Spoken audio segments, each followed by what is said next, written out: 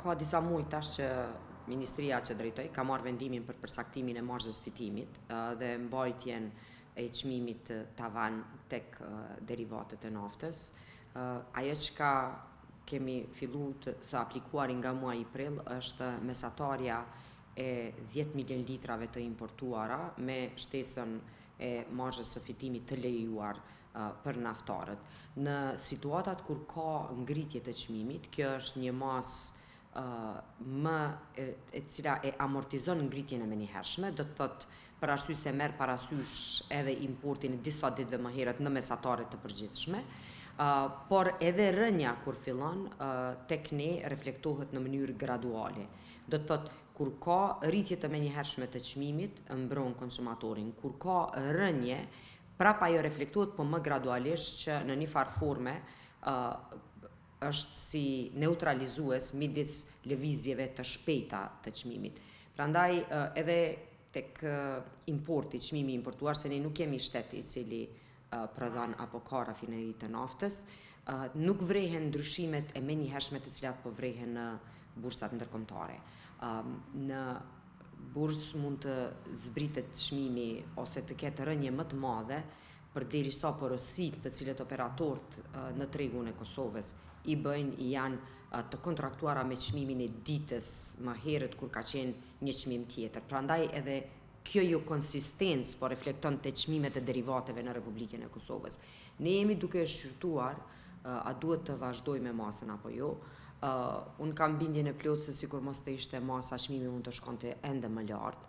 Do me thënë për arsye se atëherë do të ishte në tregun e lirë dhe sipas kërkesës dhe ofertës dhe tashmë ka kërkesë më të madhe për shkak se edhe numri i veturave në Kosovë është më i madh për shkak të sezonit verës, vizitës, numrit të ardhjes veturave nga shtetet e Bashkimit Evropian, po vrehet edhe në sasinë e importit. Dhe në situatën e tillë me siguri se çmimi mund të ishte ende më i lartë, duke marrë parasysh çmimin në kufi, të cilin ne e marrim 2 herë në ditë. Doganat e Kosovës na raportojnë mbi çmimin e importuar të sasisë së përgjithshme të naftës.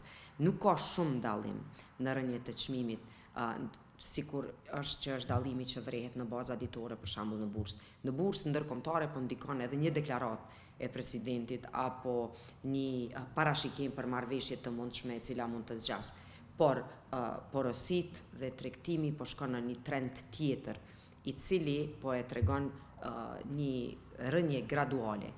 Tash, nëse vazhdon me të njëjtin cikël, ashtu siç ka fillu dje, mund të shohim prej ditëve në vijim rënje të çmimit, por nuk është dramatik. Do të thotë po flasim për 1 cent, 2 cent, importi mrëm ka shënuar një rënje të vogël 1 cent në raport me ditë paraprake dhe kështu nëse vazhdon atëherë unë uroj që të kthehet se patëm një periudhë kohore gati se 20 cent dallimin me atë çfarë e kemi çmimin aktualisht. Aktualisht çka jemi duke vepruar mbi bazën një udhëzimi administrativ i cili ka përcaktuar parametrat e marzës së fitimit në kuadër të çmimit, si e thash, në 2 metoda, ose në 10 milion litra të importuara ose në ditën e çmimit paraprak, mesatarën e çmimit në një ditë paraprake.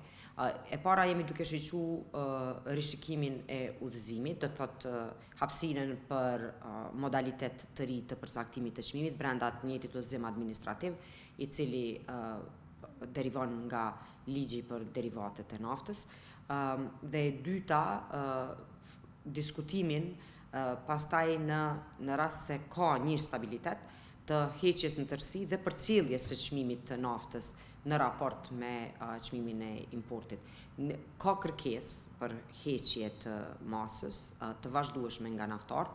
Ka pasur shoqata naftarëve kërkesë për takim emergjent, ne jemi në kontakt, së shpejti do t'i takojmë, për arsye se ata e konsiderojnë që janë duke u dëmtuar me përcaktimin një marzës së fitimit, si rrjedhoi rritjes së shpenzimeve në shërbime tjera, përfshi këtu pagat, rritjen e pagës minimale e kështu me radhë. Megjithatë, kjo pose është një balancë shumë delikat, për shkak se në njërin anë duhet ruajtur dhe mbrojtur konsumatorët dhe qytetarët e natyrisht duke mos rrezikuar operatorët. Tashmë këta janë në vazhdimsi duke insistuar që këtë hiqet, prandaj edhe ne po e bëjmë vlerësimin, varësisht prej ndryshimeve që janë në tregun ndërkombëtar dhe lëvizjeve atje në raport me vendimin brenda në Kosovë.